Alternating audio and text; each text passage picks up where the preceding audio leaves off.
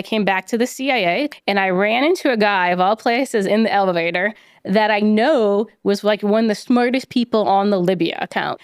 And so he said, "What are you doing?" And I said, "I'm on the Benghazi committee." And he goes, "Oh, I wouldn't touch Benghazi with like a 10-foot pole." And I was like, oh my gosh, they're not working the attackers. You're also the co-author of Benghazi, the book here, which you can get on Amazon or anywhere books are sold. Know the Enemy, a cold case, open source investigation into the al-Qaeda terrorists who attacked the U.S. consulate and CIA annex in Benghazi in 2012. This book is not just your opinion. This is like from the investigation that you were advising on, correct? No, this is actually our own investigation because the U.S. government didn't actually do it. Okay, even better. Yes. Even better. So I know Hillary Clinton's quoted for like, let it go. What'd she say? Like, yeah, what difference does it make? What difference does it make at this point, right? Like, it still makes a lot of difference to me and to many Americans. And so definitely check out this book if you want to know what happened in Benghazi. Yeah, I mean, I know how a lot of people got disappointed in the fall of Kabul. This is exactly the same thing that happened in our investigation. It was like a moral injury. So we were in Benghazi, and then for the years after, we just assumed our U.S. government was hunting down the terrorists who attacked us. I mean, you make that assumption, right? Right. After I worked in Benghazi, I moved on. So I was working the Iranian Ops Division. So I had no idea what they're doing in Libya. And then I left and went to Congress. So when I was in Congress, I came back to the CIA because obviously CIA played a role in what we were investigating.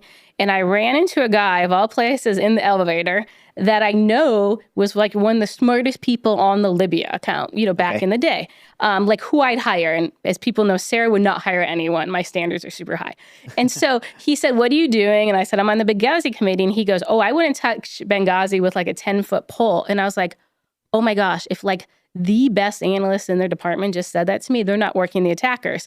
So I left the building that day and I called Dave Boone-Benton from 13 Hours and I said, "Hey, I was in CIA and I've pretty much confirmed they're not going after our attackers." He's like, "There's no way that's true." He always has a very positive view that our government can do everything. And then I always disappoint him. And because, he's a Marine, and he's like, we all did the right thing. So anyway, that day we said, okay, we're going to hunt down. And our goal was we're first going to hunt down 20 al-Qaeda members to prove to people it was al-Qaeda. And then when we hit like 50 attackers, we're like, screw it. We're just going to find every attacker. So right now we're at 97% of the attackers at the U.S. consulate and the CIA annex. So we have 163 terrorists involved in just the U.S. consulate attack. And then there's senior leaders on top of that and plotters. And then we have identified the entire 10-man mortar team that shot the CIA annex and killed Glenn Doherty and Tyrone Woods. So yeah, we've been very successful in our investigation. The U.S. never even found one member of the mortar team on their own. Does the book reveal stuff that kind of new to those who read like Mark Oz's book, as it revealed?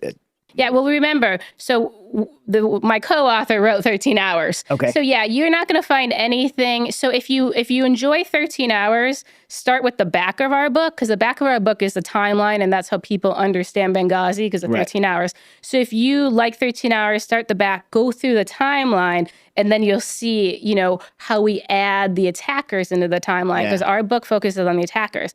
Then our entire book walks through why al-Qaeda planned the attacks, right? What was going on at the time. And it was actually a Libyan political problem going on at the time.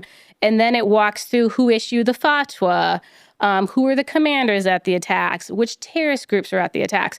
And then it tells you where those terrorists are today, right? Are they still alive? Are they at large? Were they detained? Getting cash. Are they getting some of our cash? Yeah. Well, for sure, one terrorist at the attack, his name is Faraz Shaku. Yeah. He was actually detained, of all things, this last fall for child rape. He was funded by the State Department the night of the attacks because he belonged to Blue Mountain, which was their contracted group. So he was paid by the U.S. government the day he was attacking us in Benghazi in 2012. So that is a fact.